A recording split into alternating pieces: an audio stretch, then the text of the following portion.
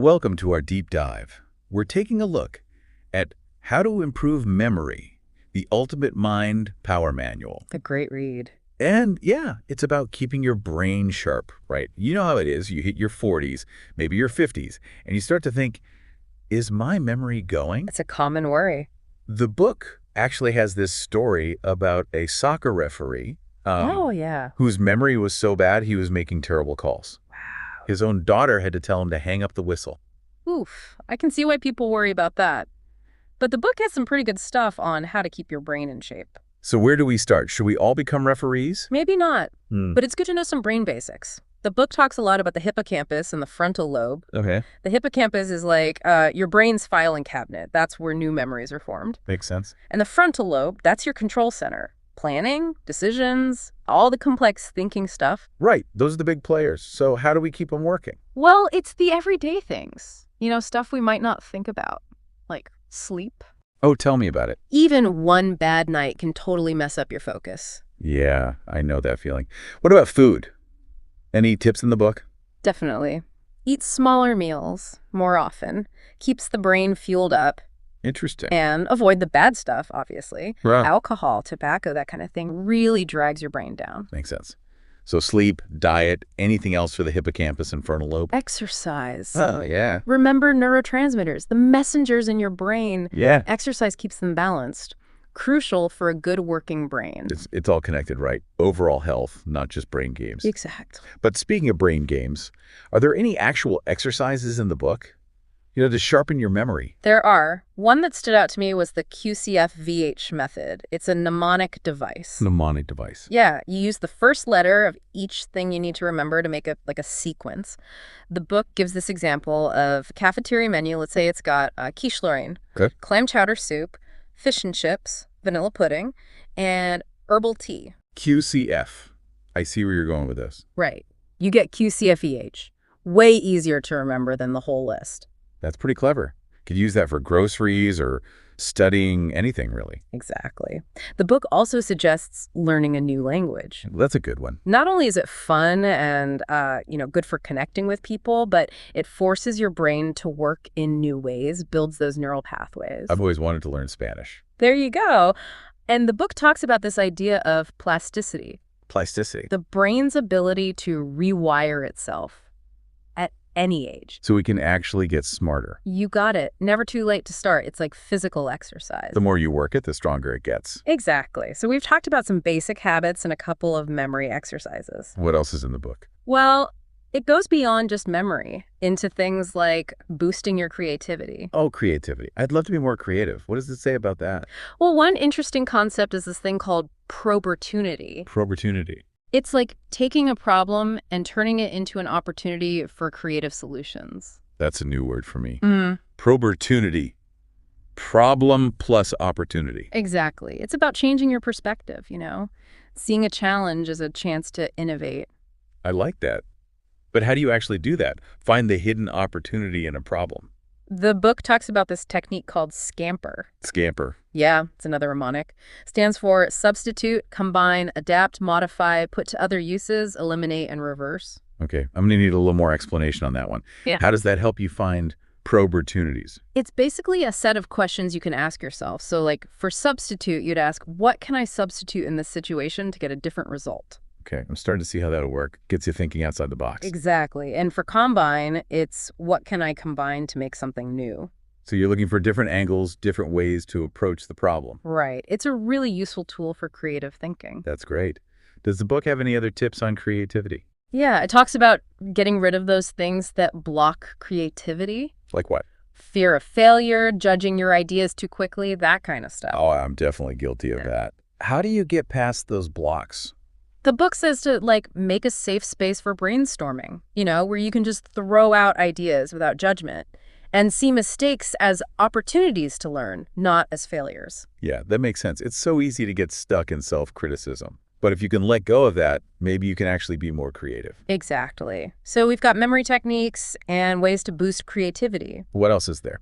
Well, the book goes into speed reading, which is something a lot of people wish they were better at. Oh, yeah, speed reading. I remember those courses they used to have with the those plastic-coated pamphlets. It all seemed so intense. It did, didn't it?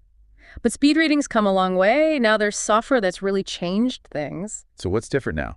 Well, the book talks about three main approaches. There's the Stretch speed reading program, which uses flashcards to help with vocabulary and speed. And then there's Spritz, where you see one word at a time really fast. Wow, that sounds intense. It is. And then there's the Accelerate Speed Reading Trainer, which uses software to help you move your eyes more efficiently. That's amazing how technology is changing how we learn. Yeah. But before we get too deep into the digital stuff, I want to shift gears a bit. Right. The book also talks about, great thinkers throughout history. I'm curious what it says about them. One of the things it points out is that the idea of genius changes over time. What's brilliant in one era might be totally normal in another. It's a good point. I guess even geniuses had to start somewhere, right? Absolutely.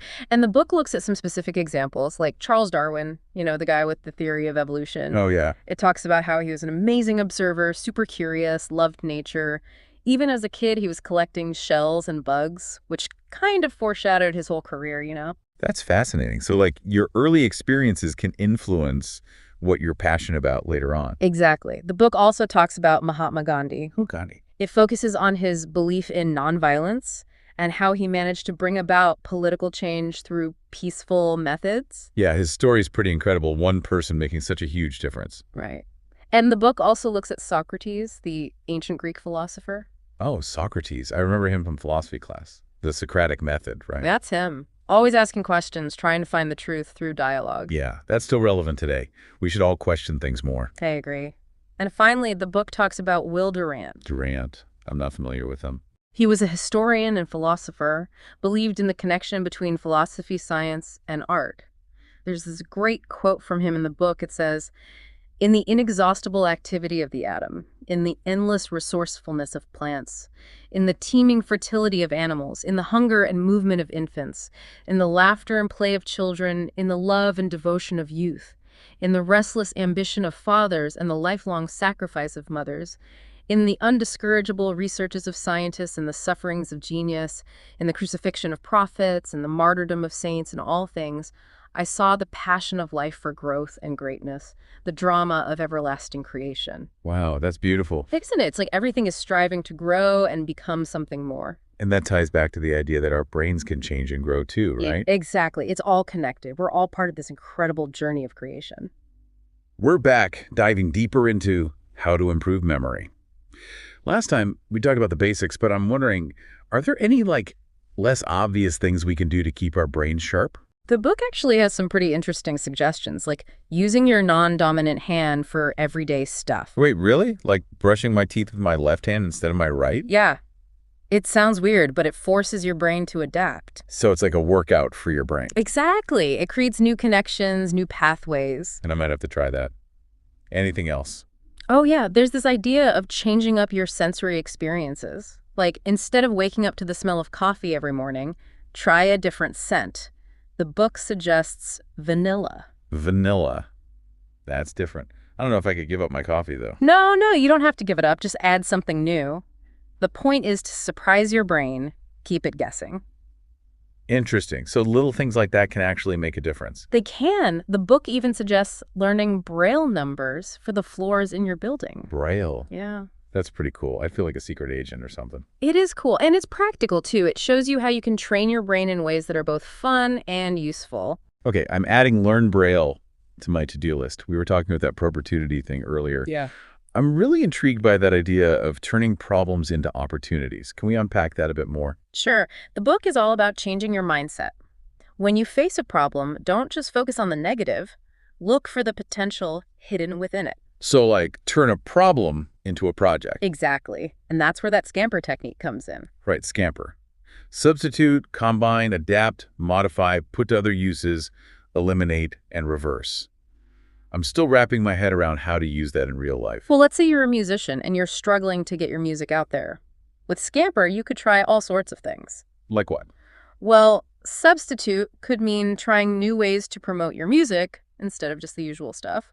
Combine could be like collaborating with other artists, maybe doing something visual with your music. I get it. You're basically looking at the problem from all different angles. Exactly. And adapt might mean making different versions of your songs for different platforms. So you're adapting to this situation, the platform, the audience. Right.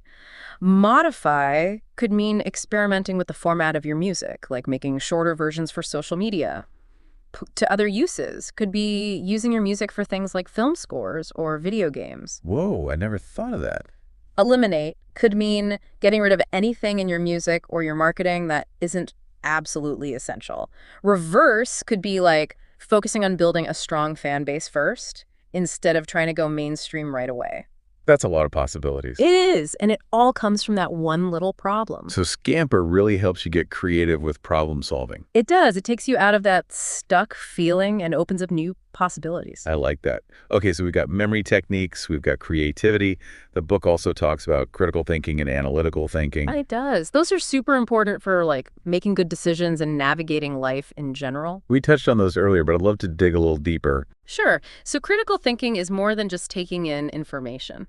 It's about really engaging with it, questioning it, looking at it from different angles. So it's not just what you think, it's how you think. Exactly. And you got to be aware of your own biases, Yeah. Be open to changing your mind when new information comes along. That's harder than it sounds, though. It is. One thing the book suggests is having conversations with people who have different opinions than you. That's a good idea. Yeah. I think we all tend to stick with people who agree with us. It's comfortable, but it doesn't make you a better thinker. True. What else does the book say about critical thinking? It talks about being careful about where you get your information from, especially these days with so much stuff online. Oh yeah, fake news and all that. Exactly. You got to be skeptical, look for evidence, and watch out for biased language. That's good advice for everyone, really. Yeah. So critical thinking is about evaluating information. What about analytical thinking? Analytical thinking is more about problem solving.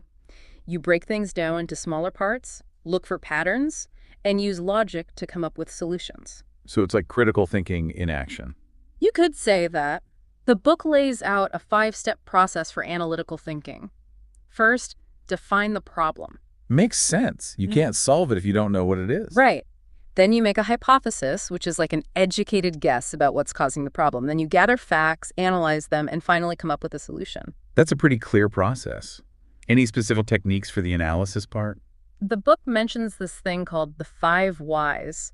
It's super simple, but powerful. You just keep asking why until you get to the root of the problem. Like a little kid who won't stop asking why. Exactly. Sometimes it's the simplest things that work best. So we've got critical thinking, analytical thinking. What other brain-boosting techniques are in the book? Well, it gets into some pretty interesting stuff, like this technique called image streaming. Image streaming. What's that? It's this idea that you can unlock hidden insights by describing images to yourself really vividly, like you're painting a picture with words. That sounds interesting. How does it work? You just close your eyes and let images come to mind. Then you describe them out loud in as much detail as possible. It's supposed to help you tap into your subconscious, It sounds kind of like meditation or visualization. It is kind of like that. Yep. And the book has this exercise called the 10-10 test. You pick an object and describe it for 10 seconds, then do it again 10 times in a row.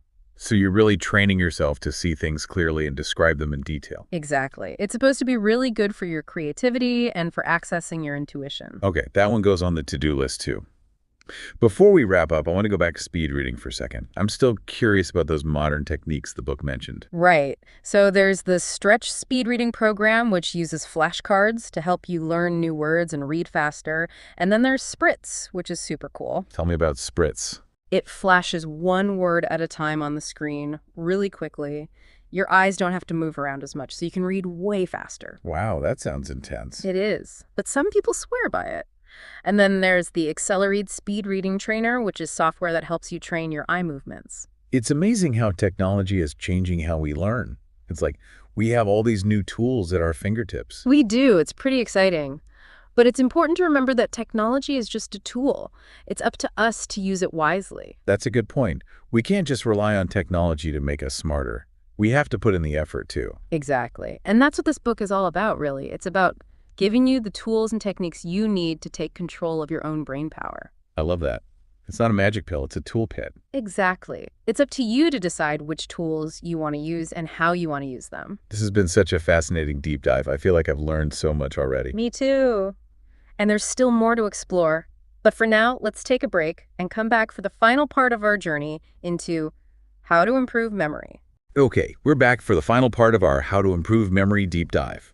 We've learned so much, from memory tricks to speed reading to those amazing stories about great thinkers. It's a lot to take in. What's the main takeaway, would you say?